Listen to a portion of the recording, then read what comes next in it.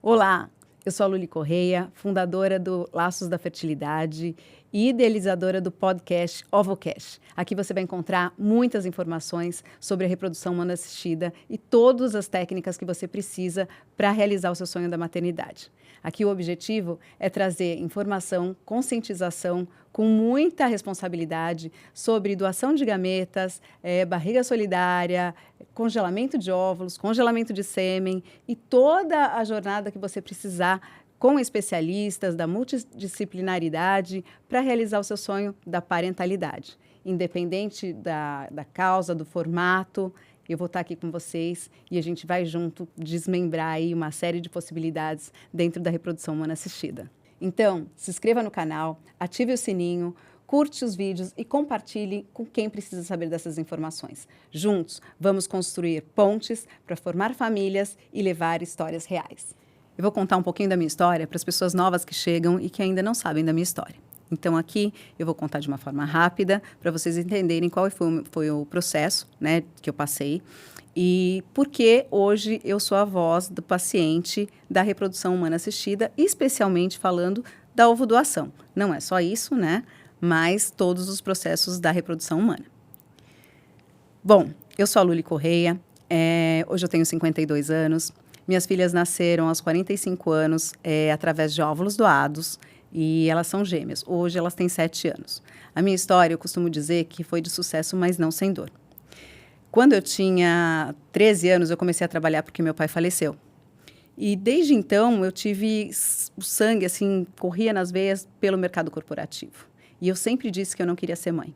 Eu fui a mulher que dizia que a maternidade não fazia parte dos meus planos, porque eu queria só a carreira profissional e era isso que me movia.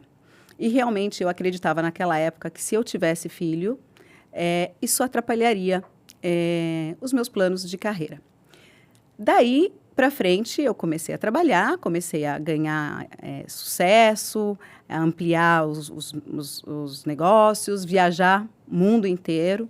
E fiquei como executiva, né, da área de telecomunicações e não queria ser mãe, dizia para todo mundo que eu não nasci para ser mãe, que eu nasci para ser tia. E aos 40 anos conheci meu marido atual.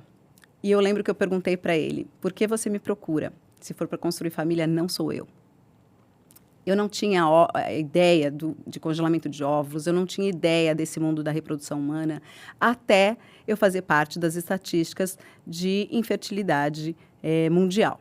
Então, aos 42, quase 42 anos, quando a chave virou, eu falei para o meu marido, que quando ele falou, né, por que a gente não tem o filho? E foi assim que a chave virou, eu morava já nos Estados Unidos, e eu disse para ele, a gente precisa fazer alguns exames, porque eu tenho quase 42 anos, né, e você tem quase 47 anos, e pode ser que a gente tenha algum filho com síndrome de Down. Esse era o único problema que eu imaginei que eu pudesse passar, que para mim estava tudo bem, foi uma escolha que eu fiz. Bom, quando fomos ao médico, nos Estados Unidos, eu me deparei com a infertilidade. Eu descobri que eu tinha uma baixa reserva ovariana, e nessa baixa reserva ovariana, que era de 0,03, eu já não conseguia, segundo o médico, ter filhos com próprios óvulos, com a minha genética. Mas isso foi em 2014. Em 2014, não tinha as informações que hoje tem, não tinha rede social, e eu me deparei com aquela informação que mexeu muito comigo, porque uma coisa é eu dizer que eu não quero ser mãe, e outra coisa é alguém dizer para você, você não pode ser mãe, né? E aquilo realmente me coloquei como um desafio de que eu iria tentar. E meu marido, eu lembro que ele falou para mim, eu não estou com você para isso, se a gente não conseguir, tudo bem, mas eu acho que a gente tem que tentar.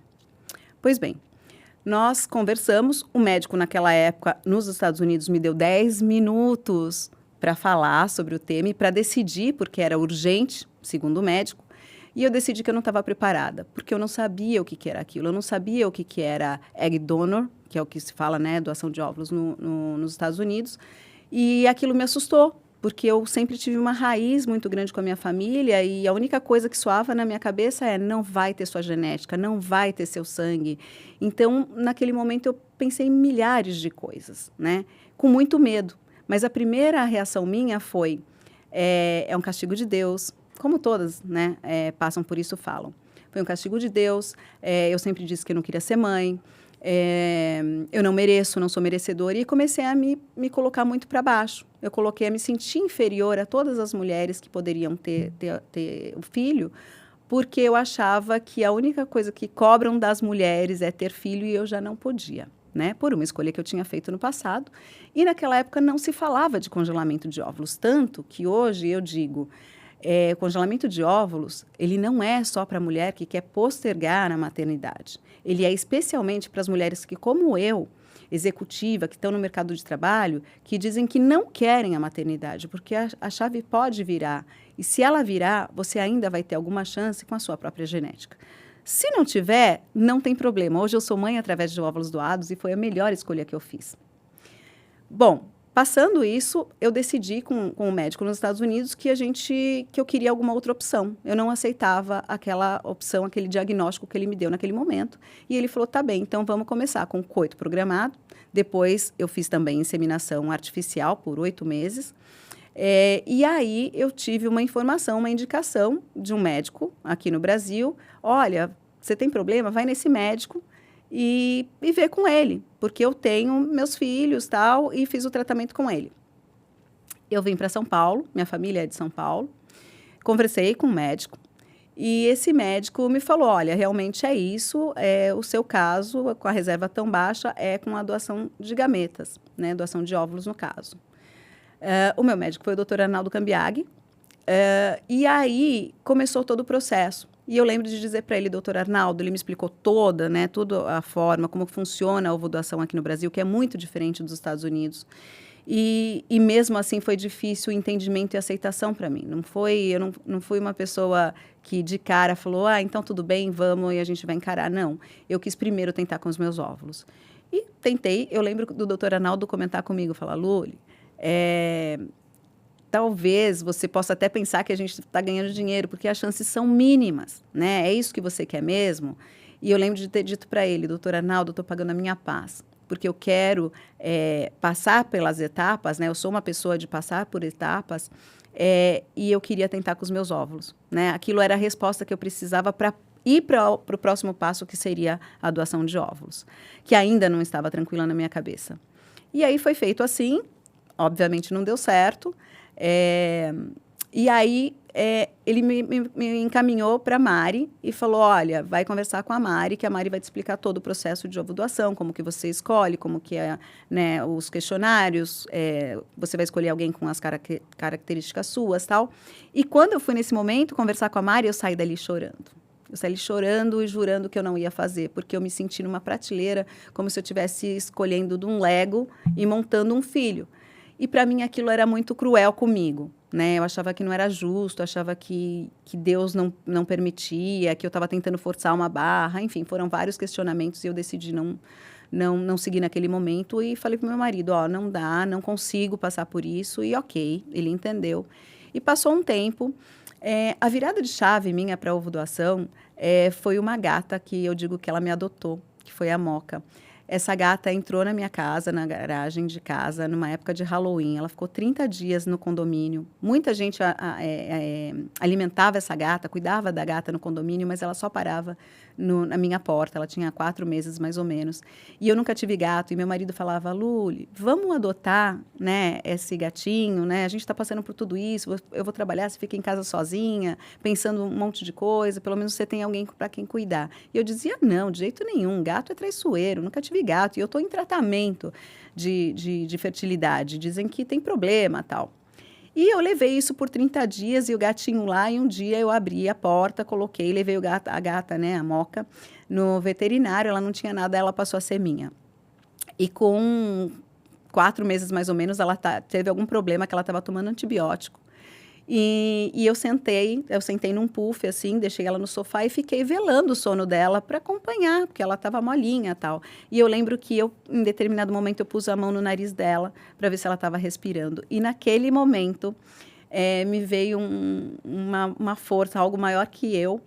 E eu chorava por mais de 1 hora agradecendo a Deus por ter colocado a Moca no meu caminho. Porque ela me mostrou que o amor não ele é construído, ele não é o DNA, né? Eu não sei de onde a Moca apareceu, ela não tem as cores que eu gostaria se eu fosse adotar ou se eu fosse comprar. Eu não sei de onde ela veio, eu não sei como ela foi criada, mas ela me adotou e ela me escolheu. E me tocou tanto que eu abraçava a ela e agradecia a ela e a Deus por ter colocado no meu caminho. E foi assim que eu disse sim para a ovo doação. Foi uma gata que apareceu na minha vida, que me mostrou que o amor é muito além do DNA. E a partir daí, eu liguei pro doutor Arnaldo, falei com o Roland, falei, Roland, amanhã eu tô ligando pro médico novamente e a gente vai retomar. E eu lembro que ele falou, não, você não precisa, você não é obrigada. E eu falei, não, tá tudo certo, eu já entendi. E aí eu comecei realmente a minha caminhada, a minha jornada com a ovo doação.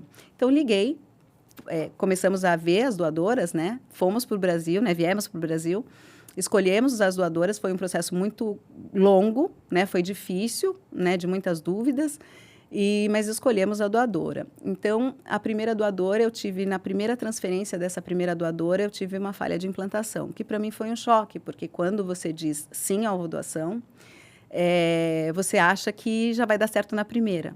E não foi isso que aconteceu. Não aconteceu nada. Tive uma falha. E aí o doutor, eu falei, o senhor fez alguma coisa errada? Eu questionei ele. E ele falou, tem exames que a gente pode ver isso. Aí eu fiz, o exame constatou que estava tudo certo. E aí eu tinha mais 2 embriões desta mesma doadora. E nessa segunda transferência desses 2 embriões, eu engravidei. E quem me avisou foi a Moca, né? Que era tudo para mim e tal. E com 8, quase 9 semanas eu perdi. Eu tive um aborto. E aí, para mim, acabou tudo, porque eu já não tinha embriões e tinha que começar, se eu quisesse, tudo de novo. Eu já tinha 43 anos. 43 para 44.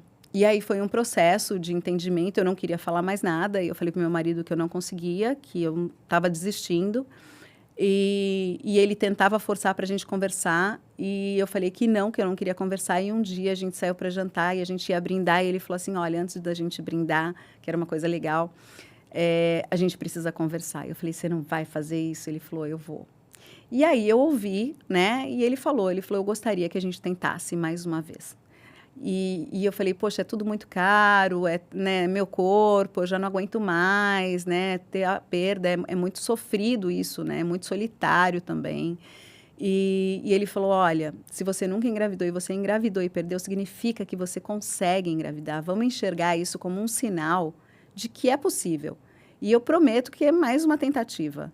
E aí eu fiz alguns acordos com ele, né? Eu falei, olha, se for para tentar, vai ser mais uma única vez, mesmo que eu tenha milhões de embriões, de diamantes, assim, eu não quero tentar mais, vai ser uma vez só por você.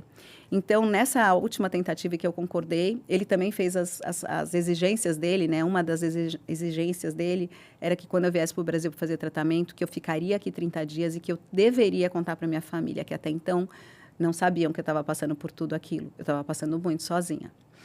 Então, a gente acordou isso, viemos para o Brasil, escolhemos essa segunda doadora. Essa segunda doadora me deu 15 óvulos. Desses 15 óvulos, eu tive 6 embriões. E na primeira transferência, no dia da transferência, eu lembro que eu falei para o doutor Arnaldo, doutor Arnaldo, já cansei, estou cansada de bola na trave, né? Tem que ser golaço. Eu lembro dele olhar para trás e sair rindo para mim. E nessa primeira tentativa, eu também conversei com Deus e falei, Deus, se for da sua vontade que eu seja mãe, eu me comprometo, eu prometo que eu vou levar a minha voz para ajudar outras mulheres a não passar pela solidão, pela falta de informação que eu passei e por tanto sofrimento sozinha. Né? Eu me comprometo que, se depender de mim, ninguém mais passa por esse processo tão solitário. E se não for pedir muito, me manda 2 de uma vez, porque eu não vou ter coragem, já estou velha, estava com 45 anos, não vou ter coragem de passar por tudo de novo. Então, já me manda 2, né, para não ficar no mundo sozinho e tal. E Deus me deu tudo em dobro, né? Ele me deu a gestação, ele me deu 2 filhas, né, a Gabriela e a Isabela, que hoje tem 7 anos. E assim nasceu Laços da Fertilidade. Então, nasceu a minha história, o meu comprometimento para ajudar as pessoas, né, com tudo que eu passei. E daí para frente, elas nasceram em 2018, eu venho trazendo, usando minha voz, para educação, conscientização e informação contra a infertilidade, né? Para que as pessoas entendam o processo e que entendam que a ciência e a medicina, elas caminham juntos, né? E para ajudar tudo isso, eu também escrevi livros, porque hoje as minhas filhas sabem da história delas, eu conto para elas desde pequena. E aí eu escrevi 3 livros. Eu comecei com a minha história, com a Ovo Doação. Então, é um livro infantil, lúdico, onde as crianças contam a história delas através das imagens. Os pais, né, os adultos leem a história, né? Então, é a minha história, Vida e Linda sou eu e meu marido, né? Depois escrevi o segundo livro sobre embriodoação, porque quando as minhas filhas completaram 2 anos, eu doei os 4 embriões excedentes que eu tinha para ajudar a construir outras famílias. Então, por essa história, eu escrevi o segundo livro sobre a doação, como que eu fiz para doar esses embriões e que, né, de uma maneira lúdica, alguém recebeu. E aí eu escolhi, como eu moro nos Estados Unidos e tenho um amor gigante pelo Brasil, eu escolhi que o principal personagem seria uma arara azul, né? Então, essa arara azul, ela recebeu os embriões de uma calopsita, que são do primeiro livro, e ela gerou, né, uma arara azul, uma calopsita, que é a sua filha, né? Então, desses 2 livros, e agora o mais novo lançamento, que é um livro sobre doação de sêmen. Eu não vivi essa história, mas eu conto essa história com a ajuda de especialistas, né, que viveram essa história e com a história de tantas histórias que eu vejo de pacientes, né, de 2 mães, né, de uma mulher casada, maternidade solo, ou então fator masculino. Então, esse livro também é para ajudar esses casais, né, esses formatos familiares, para contar a história. E, fora isso, eu também sou líder nacional de um projeto social a nível Brasil, né, que é o Dia de Doar. E aí eu faço um incentivo, uma motivação para a doação de gametas. Então, com o dia de doar óvulos, dia de doar sêmen e o dia de doar embriões. E como congelar óvulos tem tudo a ver com a doação de óvulos, também eu tenho esse projeto aí com o Bora Congelar, tá? Que eu faço esse projeto todo ano, ele tem, e eu sou líder desde 2021.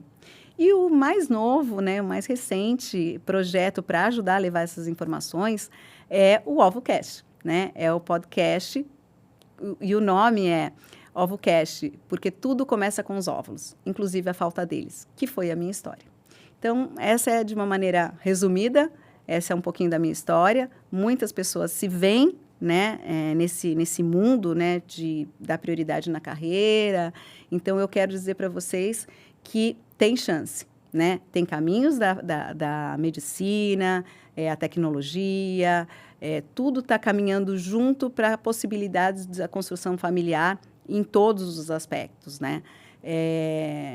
E toda forma de parentalidade, ela existe, né? Então, hoje eu também sou, além de tudo, eu sou aliada à comunidade LGBT, né? Levando informação de como eles não usam a reprodução humana por infertilidade. Né? Uma porcentagem pequena usa por infertilidade, mas a maioria é para saber a possibilidade. Então, hoje, 2 mães, 2 pais, uma paternidade independente, uma maternidade independente, tem condições de ter e construir a sua família, o público trans também. Então, hoje a medicina está aí para ajudar, e é essa a minha voz.